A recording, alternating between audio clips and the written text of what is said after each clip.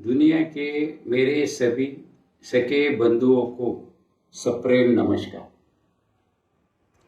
आज मैं आपके सामने एक अत्यंत संवेदनशील लेकिन उतना ही महत्वपूर्ण विषय लेकर उपस्थित हूँ। वह विषय है हमारे बच्चों का भविष्य। हम सभी जानते हैं कि जो बातें बड़े होने पर समझ में आती है वे बचपन में समझ में नहीं आती। जीवन का वास्तविक अर्थ, जिम्मेदारियां, कर्तव्य, संयम और निर्णय लेने की क्षमता इत्यादि ये सब परिपक्वता उम्र बढ़ने के साथ धीरे धीरे विकसित होती है। यह प्रकृति का नियम है।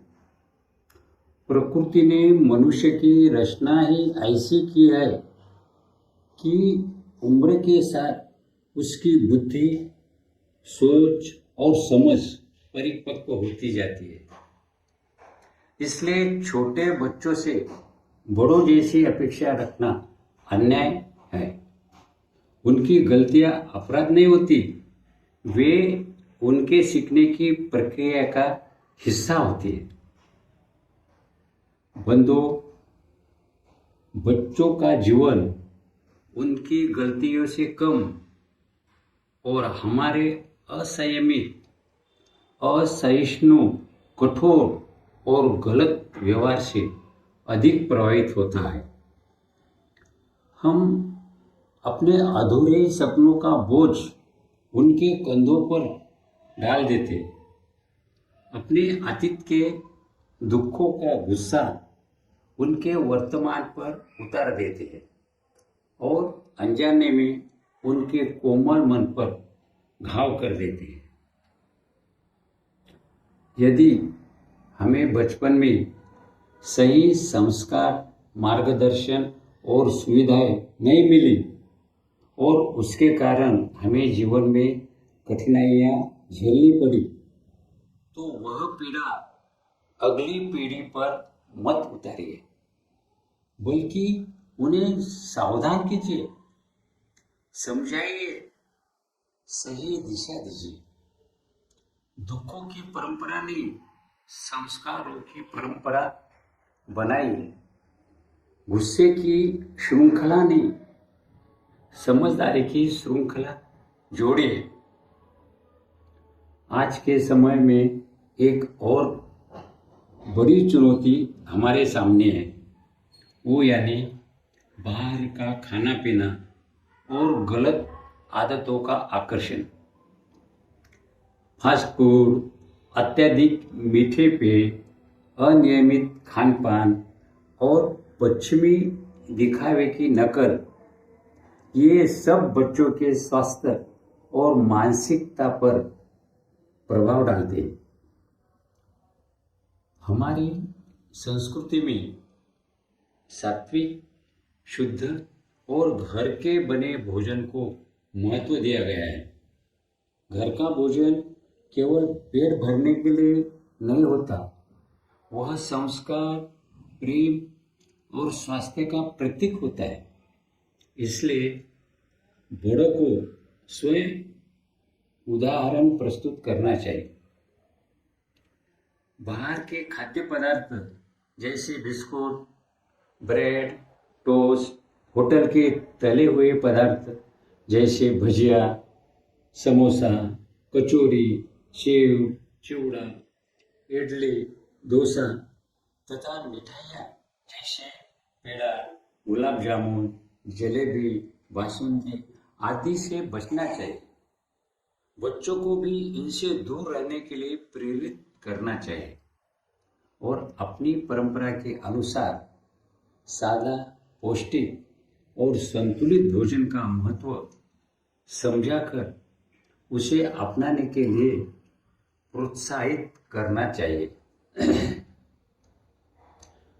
भोजन के साथ साथ व्यवहार भी हमारी संस्कृति के अनुरूप होना चाहिए, यानी बड़ों का सम्मान, संयमित वाणी, शिष्टाचार और नैतिक मूल्यों पर जोर देना चाहिए। उन्हें अच्छे संस्कार देने चाहिए, क्योंकि बच्चे हमारे शब्दों से अधिक हमारे व्यवहार से सीखते हैं। फिर बड़ों को कैसा व्यवहार करना चाहिए, वो बच्चों की हर क्रिया के पीछे की भावना को समझे और समझदारी से व्यवहार करे। डर से नहीं, प्रेम से पैदा हुई अनुशासन ही टिकाऊ होता है। इसलिए प्रेम और संयम दिखाए, मार्गदर्शक बने, नियंत्रक में यानी दिशा दे, लेकिन उनके सपनों के पंख न काटे। घर का वातावरण ही बच्चों का व्यक्तित्व गढ़ता है, इसलिए स्वयं आदर्श बने। स्वस्थ जीवन शैली विकसित करें, यानी नियमित दिनचर्या, व्यायाम, प्रार्थना, पढ़ाई और घर के भोजन की आदत डालें। बंधुओं, यही हमारी असली परीक्षा है। यह परीक्षा स्कूल या नौकरी की नहीं है, बल्कि यह प्रकृति की परीक्षा है।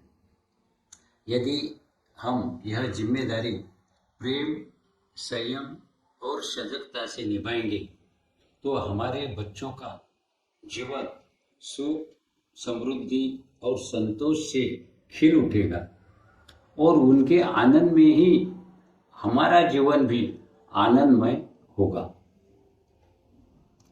याद रखिए, बच्चे हमारी संपत्ति नहीं है, वे भविष्य के समाज की पूंजी है।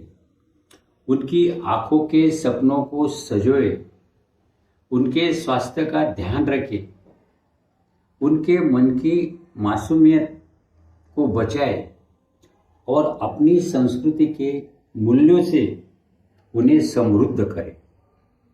आइए हम संकल्प लें कि गुस्से के स्थान पर समझ, दबाव के स्थान पर प्रेरणा और बाहरी आकर्षण के स्थान पर अपनी संस्कृति की शुद्धता अपनाएं।